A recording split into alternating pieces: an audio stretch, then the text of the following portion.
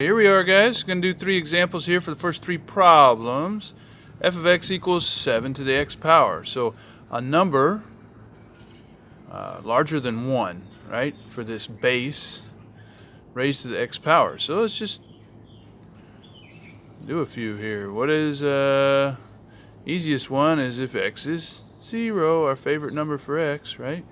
7 to the 0 power, f of x, I'll graph that on the y-axis, of course, will be anything raised to the 0 power is 0, 1. The graph passes through 0, 1. There's a point. Let's do 1. 7 to the first power, 7. Whoo, shoots up fast. This is poor graphing there. 1, 7. 1, 2, 3, 4, 5, 6, 7. Shooting up there. If we did 7 squared, we'd be way off up here. 2, 49, right? 7 squared. Okay, and let's find a couple negative values of x. X is -1. Remember, if you raise something to a negative power, it puts it into the denominator. It flips this base. So I have 1/7. 7, you can put this in your calculator. 7 to the -1 will be 1/7.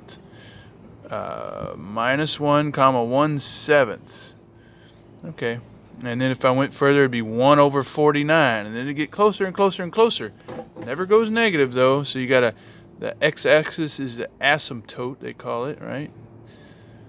Your graph approaches the x-axis and then shoots up. Once it crosses that magic point 0, 1, the y-intercept, boom, shoots off the map.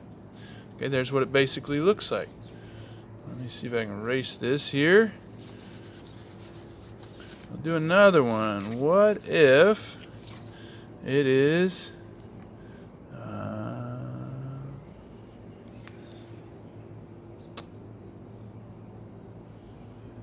f of x this time equals 1/7 to the x power, okay? All right, what's this going to look like? Well, let's get some values. We got our x-axis again here, of course. Got our y-axis.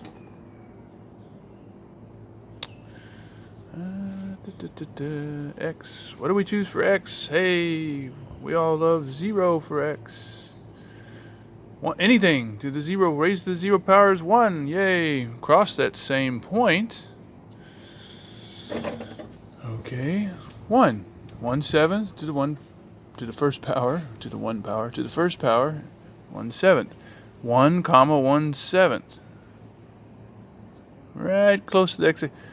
What if we 2? 1/7 squared.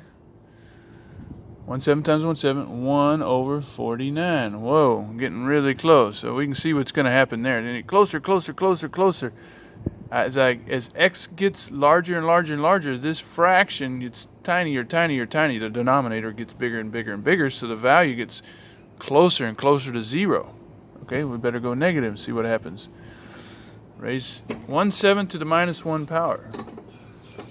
So negative power flips this fraction. We have 7. -2 power. -2, flip it, square it, 49. So we see how this is the, let's see, we go -1, 7, 1, 2, 3, 4, 5, 6, 7, and -2, off the map. So this is a reflection. That's not quite accurate, but you get the idea. It's going up, up, up, up, up. Okay, and domain and range, we'll talk about those later. Okay, I could do one more here. What if I'm doing, what is it going to look like if my fraction, this is the third one on your class work, I think, f of x equals 15/7 to the x power. Well, this is this fraction less than 1 or greater than 1?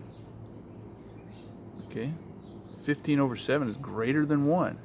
So will it look like my first graph, f of x equals 7 to the x power, or will it look like f of x equals 1 over 7 to the x power? Even though this is a fraction, this is an improper fraction, it's greater than 1. So once again, with 0 power, it's going to go through 0, comma 1. And if this is negative, I'm going to get closer and closer to the x-axis. So, and boom, it's going to shoot up over here, right? First point would be 1 comma 15 over 7, which is a little over 2, right? Next, I'll square that. It's going to get greater and greater and greater, okay? So as long as this base is greater than 1, it's going to look like this. If the base is between 0 and 1, we're not talking about negative bases yet, but if this base is a fraction, a positive fraction, less than 1, it'll be the reflection of this over the y-axis, right? It'll be going this way through 0, comma 1. All right, good luck, guys.